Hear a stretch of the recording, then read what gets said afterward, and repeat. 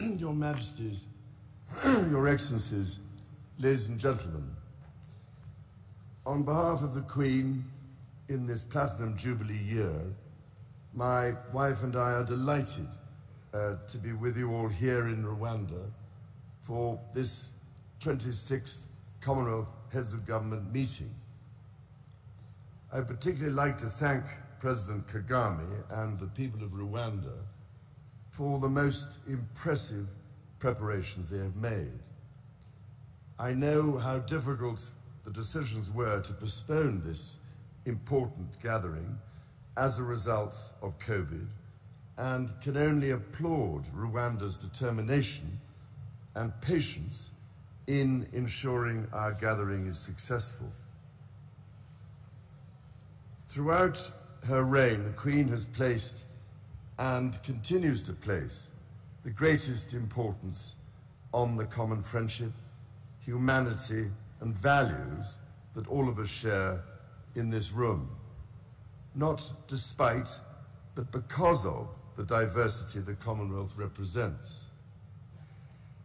And I know how grateful she is that, in recognition of Her Majesty's unstinting service to our Commonwealth family, all Commonwealth member states have announced that they have now committed themselves to the Queen's Commonwealth canopy.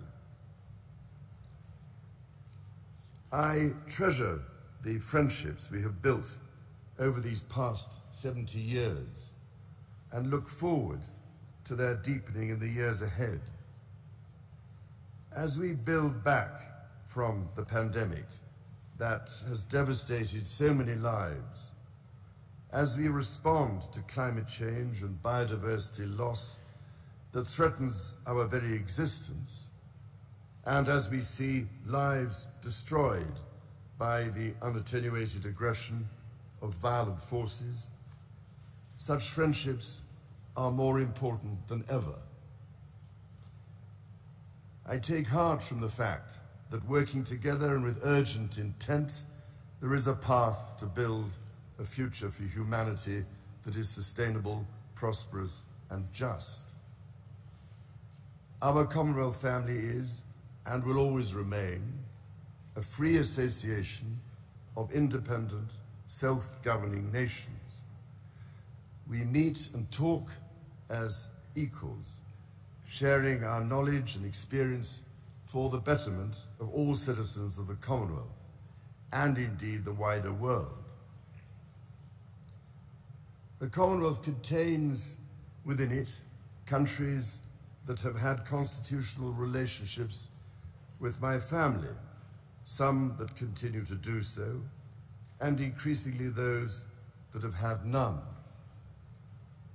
I want to say clearly, as I have said before, that each member's constitutional arrangement, as republic or monarchy, is purely a matter for each member country to decide. The benefit of long life brings me the experience that arrangements such as these can change calmly and without rancor.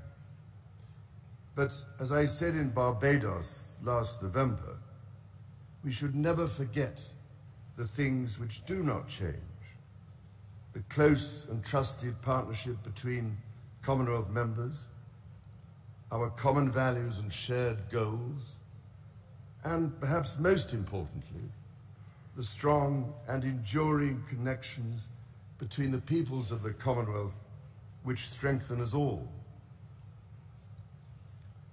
These shared values, goals, and friendships transcend the ties of shared history, as we saw in welcoming Mozambique and Rwanda to this great family of nations.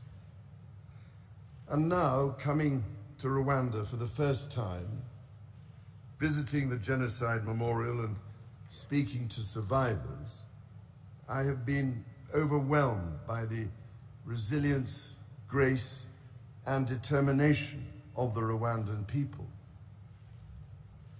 Today, Rwanda upholds so much that is extraordinary. As a center for innovation, a world leader in women's empowerment, a growing hub for the green economy, and a commitment to a united future.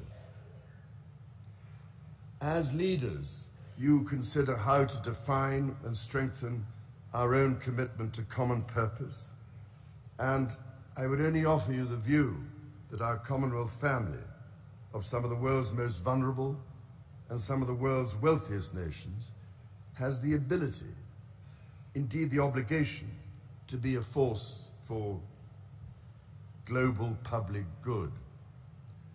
Why else, ladies and gentlemen, would an increasing number of countries want to join this association? In the diversity of the 2.6 billion people on whose behalf you speak comes great strength, which you can use, for instance, to speak up for the values which bind us, to invest in a rapid transition to a sustainable future, and to create opportunities for our young people. I believe that the Commonwealth is uniquely positioned to achieve such positive change in our world. And in speaking to you over the years, I know you agree. Indeed, I can only applaud the focus you are bringing to supporting youth, business and civil society, not least through the Commonwealth professional associations of judges, teachers and midwives, to name but three. I know the importance you attach to ensuring that support reaches the developing world, and how important is the work you are undertaking to develop new approaches which take account of climate vulnerability, to enable the better channeling of development assistance. I was also greatly heartened at yesterday's business forum to see Commonwealth leaders and global CEOs, including from my Sustainable Markets Initiative, identifying practical solutions to these vital challenges. To achieve this potential good, however, and to unlock the power of our common future, we must also acknowledge the wrongs which have shaped our past. Many of those wrongs belong to an earlier age with different and, in some ways, lesser values. By working together, we are building a new and enduring friendship. In Canada recently, my wife and I were deeply touched to meet many of those engaged in the ongoing process of reconciliation. Indigenous and non-Indigenous peoples reflecting honestly and openly on one of the darkest aspects of history. As challenging as that conversation can be, people across Canada are approaching it with courage and unwavering commitment, determined to lay a foundation of respect and understanding upon which a better future can be built. It seems to me that there are lessons in this for our Commonwealth family. For while we strive together for peace, prosperity and democracy, I want to acknowledge that the roots of our contemporary association run deep into the most painful period of our history. I cannot describe the depths of my personal sorrow at the suffering of so many, as I continue to deepen my own understanding of slavery's enduring impact. If we are to forge a common future that benefits all our citizens, we too must find ways, new ways, to acknowledge our past. Quite simply, this is a conversation whose time has come.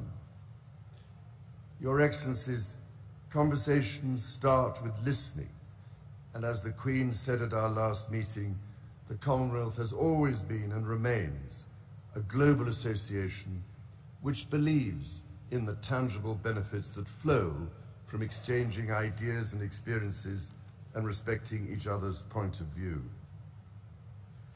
Our ingenuity, knowledge and ideas, our courage and determination are truly our common wealth.